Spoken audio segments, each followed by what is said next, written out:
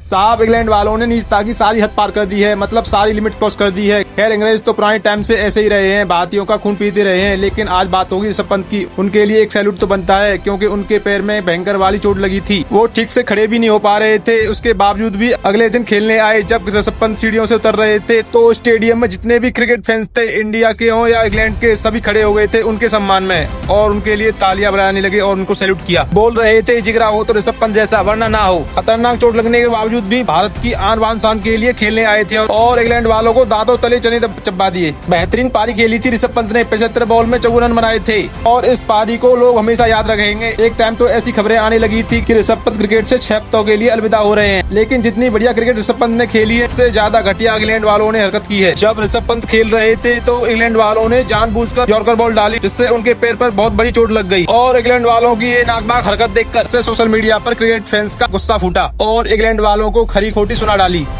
खिलाड़ी पहले से चोटिल है, उसके पैर को और टारगेट किया गया जिससे वो खेल न पाए, लेकिन पंत भैया कहाँ मानने वाले थे। उन्होंने बॉल का जवाब बल्ले से दिया और इंग्लैंड वालों को कहा हिम्मत है तो बोल्ड मार के दिखाओ। उन्होंने कहा था साहब इंग्लैंड वाले जैसी बॉल चाहे वैसी कर सकते हैं, उनकी मर्जी। हाँ ये बात तो सही है, लेकिन बाद में इंग्लैंड वाले इंडियंस को क्रिकेट के रूल्स ना समझाना, क्योंकि कल आपने पंत के साथ जो किया है वो काफी है समझने के लिए। वैसे आप इंग्लैंड की इस नापाक हरकत पर क्या बोलना चाहोगे, कमेंट करके बताना। अगले दिन रविंद्र जडेजा और शार्दुल ठाकुर 264 के आगे टीम इंडिया का स्कोर बढ़ाने के लिए उतरे थे, लेकिन जडेजा ज्यादा देर तक टिक नहीं पाए। उनकी जगह पे वॉशिंगटन सुंदर आए और ये सबको पता था टीम इंडिया की आखिरी बैटिंग जोड़ी है, इसलिए दोनों ने सूझबूझकर बल्लेबाजी की। खासकर शार्दुल ठाकुर ने बढ़िया क्रिकेट खेली। हालांकि शार्दुल ठाकुर डोमेस्टिक क्रिकेट में पहले भी कई बार ऐसा कर चुके हैं। शार्दुल ठाकुर ने रणजी ट्रॉफी में मुंबई की तरफ से बढ़िया क्रिकेट खेली थी, एक ऐसे टाइम पर जब पृथ्वी शॉ, जायसवाल, रोहित शर्मा जैसे बल्लेबाज कुछ नहीं कर पा रहे थे। हालांकि इस बीच बेन स्टोक्स लगातार अच्छी बॉलिंग कर रहे थे। लंच से पहले शार्दुल ठाकुर को आउट कर दिया था, लेकिन इसके बाद जो हुआ उसे देखकर लोग हैरान रह गए, क्योंकि पंत भैया खेलने आए थे।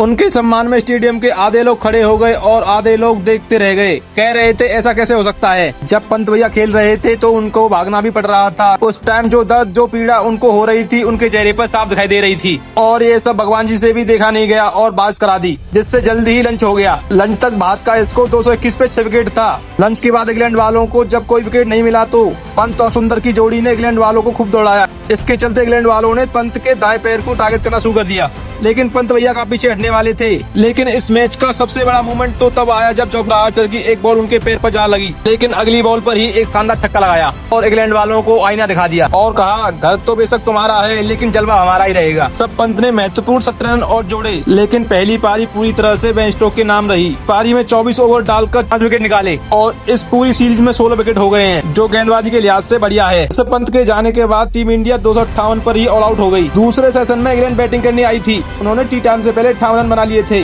और यहाँ से टीम इंडिया के हाथ से मैच फिसलना शुरू हो गया था। ऐसा लग रहा था बेन डकट और जैक क्रोली इंडिया के गेंदबाजों के साथ प्रैक्टिस मैच खेल रहे हैं, क्योंकि बुमराह, सिराज, शार्दुल ठाकुर और जडेजा को भी उनको आउट नहीं कर पा रहा था और न ही उनको परेशान कर पा रहा था। इंग्लैंड वालों का बेस्ट बॉल पूरी सीरीज में से इस मैच में देखने को मिला, मतलब बाइक की स्पीड से रन बना रहे थे और ऐसा लगने लगा था कि साहब 358 तो उनके लिए बहुत छोटा स्कोर है। लेकिन इंडिया के बल्लेबाजों से ज्यादा रन बनाई नहीं गए और इसमें गलती गेंदबाजों की नहीं है, इसमें गलती मौसम की रही है, क्योंकि जिस टाइम इंडिया बैटिंग करने आई थी उस टाइम मौसम खराब था, बादल छाए हुए थे, लेकिन जब इंग्लैंड वाले बैटिंग करने आए थे तो मौसम साफ हो गया था, जिससे इंग्लैंड वालों को बैटिंग करने में आसानी हुई। लेकिन आखिरी सेशन में रविंद्र जडेजा ने जैक क्रोली को आउट कर दिया। फिर अंशुल कंबोज ने टेस्ट सीरीज की अपनी पहली विकेट ली और शतक से सिर्फ 6 रन दूर रहे 94 रन पे बेन डकट को आउट किया। लेकिन जब तक इंग्लैंड का स्कोर 225 पर 2 हो गया था और इंडिया के स्कोर से मैच 133 रन दूर रह गया और इस पारी में इंग्लैंड वालों का दबदबा रहा। वैसे आपके हिसाब से इंडिया को क्या प्लानिंग करनी चाहिए थी जिससे इंग्लैंड की पूरी टीम को जल्दी आउट कर दिया जाए? कमेंट करके बताना, साथ ही वीडियो को लाइक करना है, चैनल को सब्सक्राइब करना। Thank you for watching, bye bye, जय हिंद।